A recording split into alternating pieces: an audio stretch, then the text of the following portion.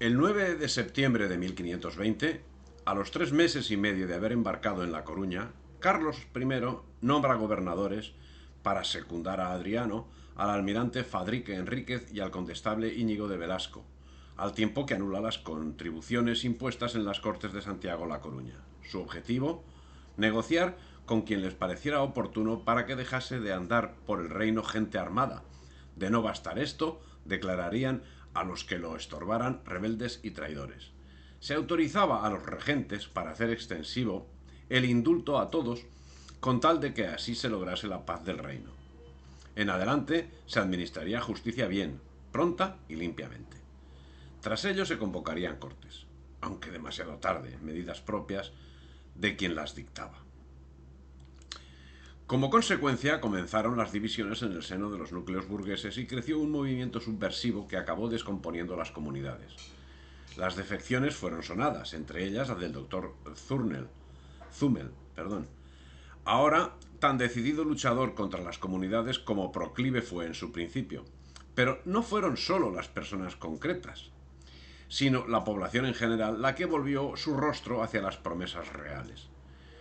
En su terquedad perseveraron los más pobres y en las principales condiciones exigidas para abrir las puertas al condestable se vio clara y distinta la mano de los mercaderes. En esta situación un precio había que pagar.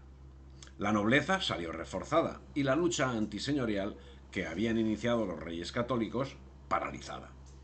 Un coste muy caro para la corona, en el bien entendido que la corona entonces no era otra cosa que lo que hoy entendemos como la nación.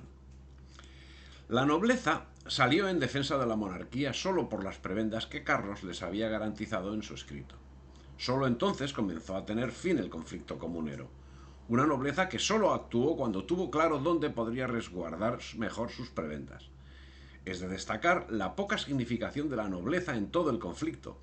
El motivo no era otro que después de haber participado en que los demás se sublevasen, la espera a la expectativa de acontecimientos. Así, por ejemplo, tanto el duque del Infantado como el marqués de Villena habían mantenido una dudosa actuación en la guerra de las comunidades en las que conversos y alumbrados habían apoyado esta subversión.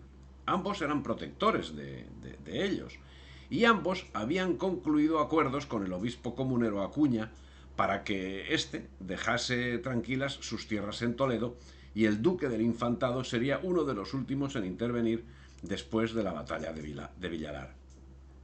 Pero por pura degeneración, el movimiento asambleario que controlaba las ciudades comenzó a tambalearse. Hubo grandes corrillos, frecuentes provocaciones, insultos, luchas parciales, síntomas todos del próximo rompimiento del movimiento. En términos de no dormir nadie tranquilo y de no despertar sin la zozobra de hallar la población levantada. El 11 de septiembre se trasladaba la Santa Junta a Tordesillas, donde el día 25 promulgaba el juramento de hermandad de las ciudades rebeldes. La carta fundadora de la Alianza Confederal de Tordesillas, descrita como escritura de confederación y hermandad, es jurada por los representantes de las ciudades de Burgos, León, Soria, Salamanca, Zamora, Cuenca, Madrid, Toro, Ávila, Segovia, Valladolid y Toledo. Guadalajara tan solo tenía un estatuto de observador y la ciudad de Burgos se apartaría más tarde de la alianza. El porqué lo relatan en el mismo juramento, que dice: estos reinos han recibido muchos daños e agravios e extorsiones intolerables, y los reinos se habían juntado y procuradores de ellos para su remedio e paz e sosiego con autoridad e mandamiento de la reina Nuestra Señora.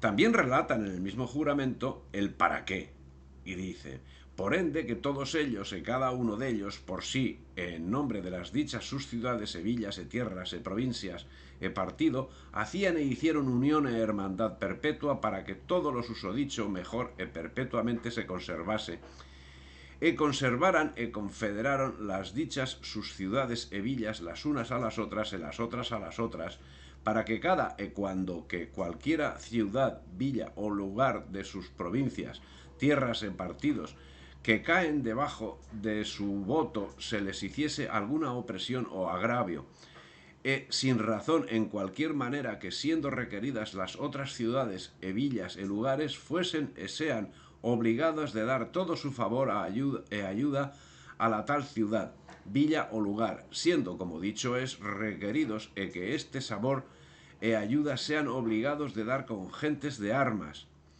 y en aquellas manera que fuere necesaria para resistir la tal fuerza, sin justicia e sin razón e opresión que se le quisieren facer, por manera que lo que tocare a la una ciudad o villa o su provincia, tierra e partido, toque a todos e así todas sean obligadas a poner el remedio como si universalmente tocase a todo el reino que representan.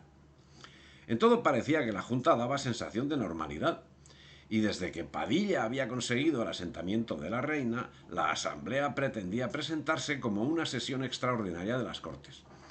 A tal fin modificó su título, pasando a llamarse Cortes e Junta General del Reino. Todo en el movimiento comunero parece apuntar a la bondad de los principios. Pero, ¿por qué una ciudad como Segovia se comprometió intensamente con la revuelta y en cambio otra como Guadalajara, perteneciente a la misma región histórica y geográficamente muy próxima, no mostró una adhesión en absoluto compatible ni comparable a la causa comunera? Es que la baja nobleza segoviana se desarrolló de forma autónoma al estar sometida la ciudad a la autoridad directa del rey, mientras Guadalajara primaba el poder de los Mendoza en permanente pugna con la monarquía. La baja nobleza segoviana apoyaría la revuelta, mientras la de Guadalajara vería el asunto como interés ajeno. El 13 de septiembre, Pedro Mártir relata: se multiplican las cabezas de esta hidra. No sabemos en qué parará esto. Los asesinos, corruptores y ladrones levantan la cabeza. ¡Oh, desgracia! En la quemada de Medina del Campo, un tundidor llamado Bobadilla es el que manda con otros como él que ha buscado. En el mismo ayuntamiento, ante los concejales, mató a uno de ellos llamado Gil Nieto, amo en otro tiempo de Bobadilla, sin que ninguno osase respirar. Arrojó el cadáver por los balcones del ayuntamiento a los muchachos, que lo arrastraron por las calles hasta despedazarle. No fue el único asesinado ese día en Medina. Las hordas campaban a sus anchas y arrastraban bienes y personas. El caso es que los asesinatos, incendios y derribos de casas, robos y saqueos de haciendas fue moneda de uso común, algo que queda, al tiempo que reconocido, perdonado a la ciudad de Cuenca el 13 de marzo de 1521, algo que fue generalizado en esas fechas. Como solución a los desmanes que asolaban al reino, Pedro Mártir hace una larguísima relación de actuaciones que vienen a resumirse en una marcha atrás de todo lo actuado desde la llegada de Carlos a España, concretamente revocando los acuerdos de las Cortes de La Coruña. Llama desolladores a quienes habían puesto la nación en ese brete y llama tribus a los comuneros. Por si fuera poco, tiemblan los demás reinos, a saber, en Cataluña y en Aragón, que aunque enriquecidos por vosotros a costa de Castilla, están desesperados por falta de justicia. Pocos eran los que actuaban con honestidad y conocimiento, y el cardenal Adriano, que no era político ni militar, era el que más se acercaba. Desde hacía 3 meses, con valentía y lucidez, el cardenal no cesaba de llamar la atención del emperador acerca de la gravedad de los acontecimientos que estaban ocurriendo en Castilla. Los errores cometidos, las promesas violentadas, habían impulsado al reino a la revuelta. Solo si se adoptaban medidas radicales y de manera inmediata podría salvarse el trono de Carlos I. Finalmente, en septiembre, y después de mucho dudar, la corte se decidió a adoptar esas medidas. Gracias a ellas y al miedo a la sublevación social, se iba a modificar la relación de fuerzas y en el lapso de solo algunas semanas se iba a producir la restauración del poder real sobre una parte importante del territorio. La respuesta del rey fue la que dio carpetazo a toda esa actuación llevada con anterioridad. En principio se vería obligado a tratar como aliados a quienes sus abuelos habían reconducido, aunque ello significase perder posiciones frente a la nobleza. Pero los errores cometidos desde hacía 4 años exigían ese sacrificio. Si te ha gustado el vídeo, dale me gusta, difunde y suscríbete al canal.